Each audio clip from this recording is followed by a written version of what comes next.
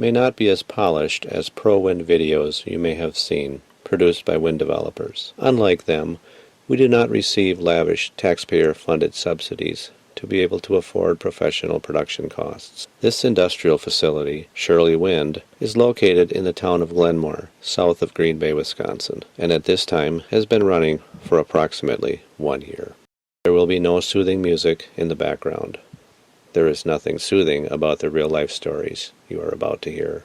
What you will see and hear, however, is the unvarnished truth of what life has been like for several families living near industrial wind turbines. There are no paid actors, only real-life individuals sharing their personal experiences who hope that doing so will help others to avoid suffering the same negative consequences of industrial wind turbines being built too close to people's homes and farms. I'm Darren Ashley, and my wife Susan and my four children have lived in the town of Glenmore for the last 8 years. Personally, I've lived in the town of Glenmore over 35 years. About a year ago, they were putting up 8 wind turbines in the town of Glenmore. Ever since they've been starting turning, my ears have been hurting. At first I thought it was just sinuses, because then at night when I would be home, my ears would fill up with fluid, and during the daytime when I'd go to work, my ears would drain. And I always thought it was sinuses or something else.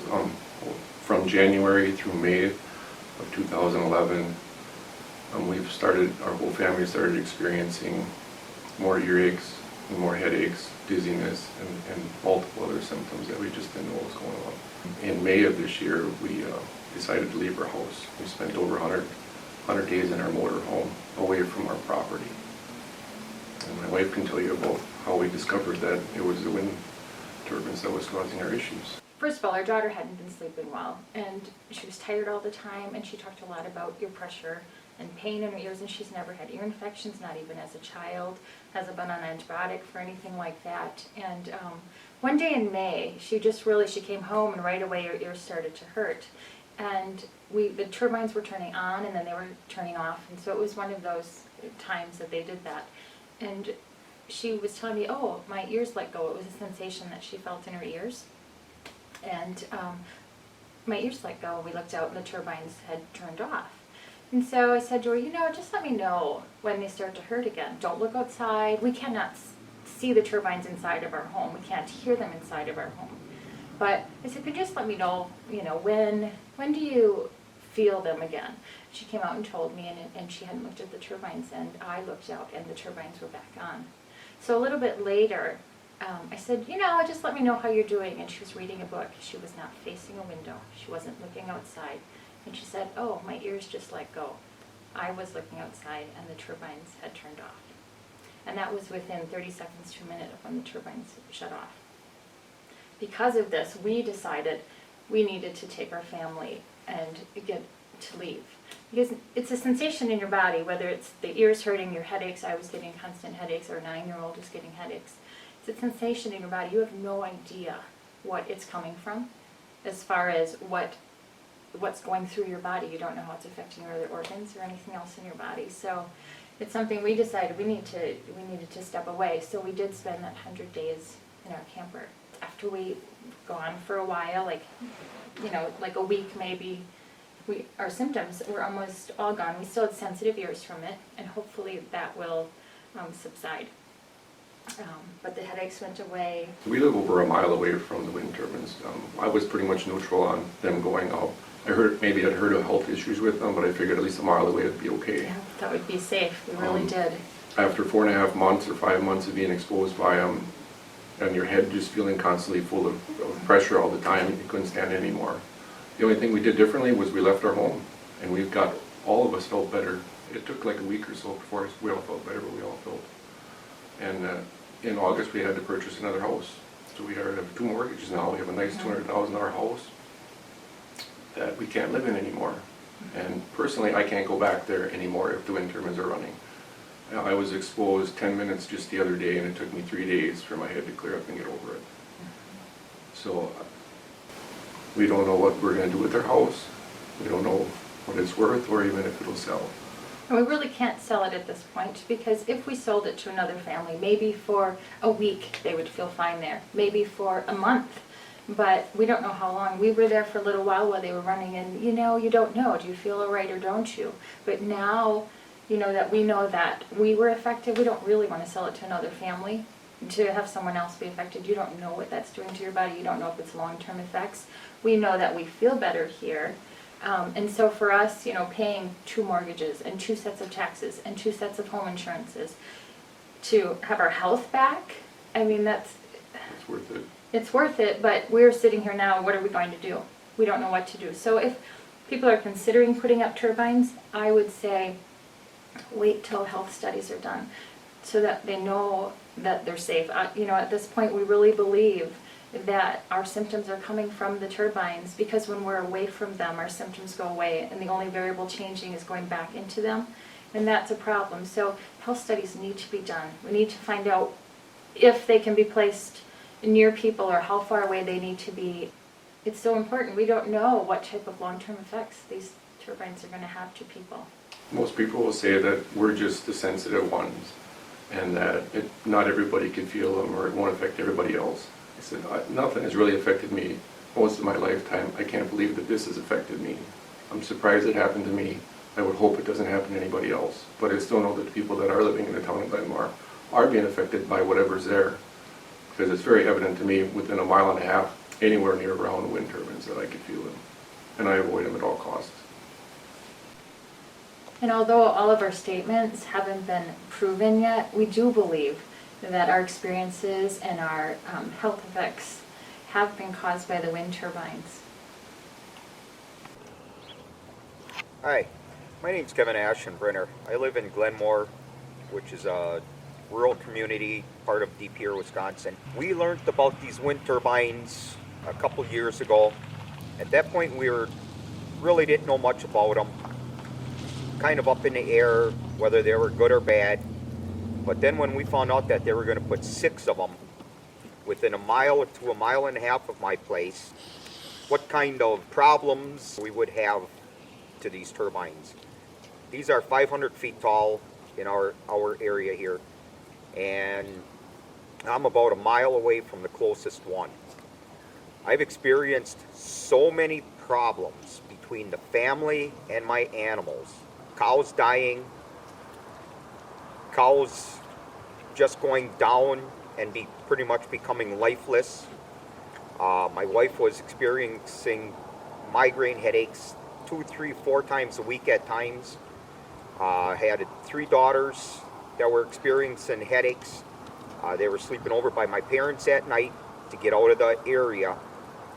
And it is not fun living in fear with these turbines.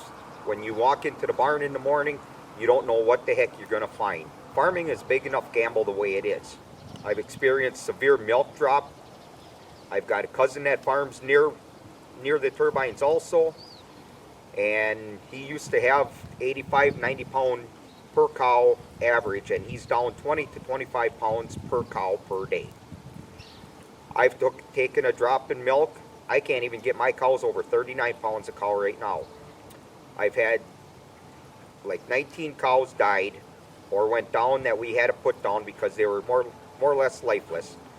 I lost a nice registered jumper bull running with my young stock, and he was only here 3 weeks. I lost 30 calves so far since December 15th or 18th, when the first cows started dying or going down that we had to put down. I took 1 cow out of my barn and took her just about 7 miles away to a friend's house because she had such swollen ankles in her front feet that she had a hard time standing. And all she would do was tramp back and forth because she was in so much pain. Nothing took the pain away.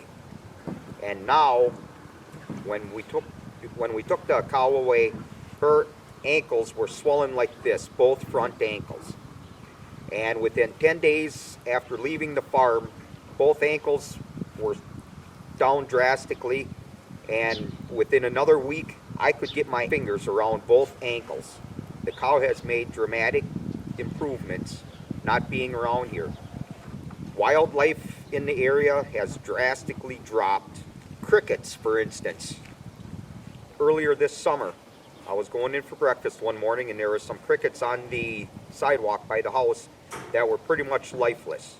As far as property values, home dwellings, those values have dropped drastically. The closer you live to the turbine, the more the value of the home has dropped. The only people who are benefiting from these turbines are the people that are hosting the turbines on their property. As far as any extra revenue to the township, we really have not seen any of that yet. When they talk wind farms, they're not farms. It's an industrial park is what it is. It is sad to see these things go up and ruin the community. Hi, my name is Daryl Capel. I live in Glenmore, Wisconsin, near the Shirley Wind farms. I live here with my wife Sarah and our 2 young sons. We bought this home from my wife's grandparents 7 years ago. It was supposed to be the place where we spent the rest of our lives. Last winter, 8 industrial turbines started up nearby. 2 of them were right across the road. We started experiencing sleeping and health problems almost immediately. The turbines seemed to cause my wife and my kids to wake up repeatedly at night. They have flu-like symptoms, colds that last forever. Last winter, even I had to go on antibiotics after having a cold for 3 months that wouldn't go away. And I've never had that before in my life. We noticed this summer that the wildlife seems to have disappeared around our home. We've got 1.5 acres, we've got a lot of trees in our yard, and we couldn't find hardly any birds all summer long. In the 7 years that we've been here, every year we have problems with crickets getting in the home. But we didn't notice hardly any crickets this year. They don't seem to be around. We believe all of these things are associated directly to the wind turbines being nearby. Both Sarah and I work on farms in the area. We both grew up on farms. We believe that these windmills are not good near homes. We spent every penny we had to buy this home and we can't move even if we wanted to. I think if anybody is seriously considering to put one of these windmills or many of these windmills up on their land, they should think twice because of the health problems, not just for people who live right next to them like we do, but there are people who live a little farther away that are having the same problems with flus and colds, headaches, and it's not worth it. I'd also like to add that there are some people who have put these windmills on their land that'll claim there's no problems. But I believe they're closing their eyes to the real world and just looking at the check that they're getting in the mail every month. My name is Pam Schauer. I live in the town of Glenmore in the state of Wisconsin. My husband and I live here along with my oldest son, who's 13, my middle son, who is 10, and my youngest son is 9. The health problems that we've been having since the turbines have started have been headaches. My oldest son's been having problems sleeping. He'll be up to like 11:30 at night, and he cannot sleep. Prior to December, I did not have any headaches. When they first started, slowly, I started getting headaches. And they weren't that severe. It was more of a nuisance. And as time has gone by, the headaches have gotten more severe. I now get migraines about once a month if I'm in the house for a couple days where I have off of work. And my youngest son, who is 9, also gets headaches. We usually go into the basement and they subside. They actually will go away. And so we'll go down there and we'll watch a movie and we'll spend some time together. The advice that I would give, I guess, to anybody that's watching this is don't assume it's not going to happen to you, because that's what I thought. My biggest thing was it's going to happen to my neighbors. It's not going to happen to me. And I'm still fairly young, and my kids and I eat very healthy. We have a garden. We eat almost all organic, and we take vitamins. So don't assume that it won't be you, because that could be a big regret. We did sign the Good Neighbor Agreement, which was a mistake, because we were told that we could only get the yearly payments, if we signed the Good Neighbor Agreement. Since then, I have found out that some of our neighbors did not sign the Good Neighbor Agreement, and they are receiving yearly payments. My husband and I, in hindsight, thought what we should have done was had our own lawyer draw up a contract for them to sign, stating that if there are any health issues at all with the family, that the turbines stop turning. These companies say that there will not be any health issues, that there are no documented health issues, and they put that information forward. So if there is a contract drawn up by somebody else, like a lawyer, and it's stated in there, there should be no reason why they do not sign that. If there are no health issues from these, there should be no reason why they do not sign that. That's my best advice to you, is that if they're going to go up and they're pushing you to sign that Good Neighbor Agreement, don't sign it. Draw one up yourself. Put all the conditions and the terms that you want in it.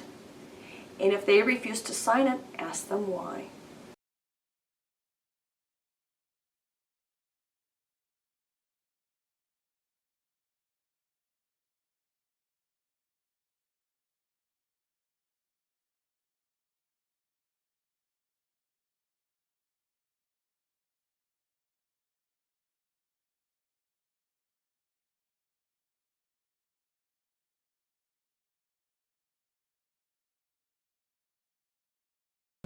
Okay, I'm Gene Tenner. This is my husband, Larry Tenner. We live in the town of Glenmore, Wisconsin. I just would like to say we live within 1,900 feet of 2 industrial wind turbines, and that we have had numerous health problems since these turbines were turned on. I had problems with my heart, and these were turned on in the latter part of 2009. In January of 2010, I had my heart checked for a surgery that was coming up, and there was nothing wrong. Perfect. By March, I was in the emergency room with premature ventricular contractions, too numerous to count, that were caused by anxiety. My doctor said she was 90% sure that the anxiety was caused by the turbines, and the anxiety caused the heart problems. So now I am on anti-anxiety meds. And since that time, my husband has had several anxiety attacks. We're both on anti-anxiety meds. Neither one of us have been able to sleep well since these turbines were turned on. We're both on sleep medications. I have frequent bouts, nausea and diarrhea. The doctor can't have an explanation for that either, other than possibly by the turbines. We don't have the money or the resources to just abandon our house of 30 years and move out because someone put a turbine or 2 turbines close to my house. The other thing is we noticed a change in wildlife. I'm a bird watcher. This is the first time since we've lived here 30-some years that we've never had a hummingbird by our house. Haven't heard a cricket this summer. No grasshoppers on the property. It upsets me that they say, oh, the little brown rat is dying down in Fond du Lac because they get too close to the turbines, their lungs rupture. But no one's ever studied what happens to us poor human beings and whether we could die from it, because the studies haven't been done. And I would recommend that anybody that's thinking about putting in turbine, make sure they get their health studies done prior to putting these things in, because there's no proof one way or the other, and it's my word against the turbine company. And I know what happened to us. I can't speak for the other families, but I know myself I've not felt well since they were turned on. I have hearing aids which I cannot use outside because the noise from the turbine is picked up by the hearing aids and it makes it impossible for me to hear anything. And I paid $6,900 because these were not cheap hearing aids.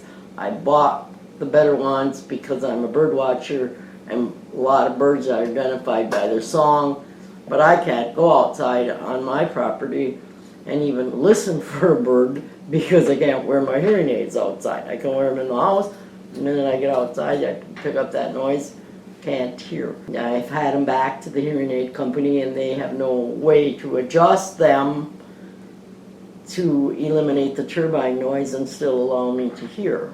So that's another thing that I just have to deal with. And I was told turbines would be putting out 50 decibels or less, but if some town is thinking about putting these in, they better make sure that they have a decibel meter that is licensed by the state and a licensed operator, because you can't just go to Radio Shack and buy a decibel meter and say, hey, you're over your 50 decibels, because it doesn't work that way. When I called to complain about the noise, they said, well, you have to prove it and you have to have a licensed meter and a licensed person to run it, which our town does not have.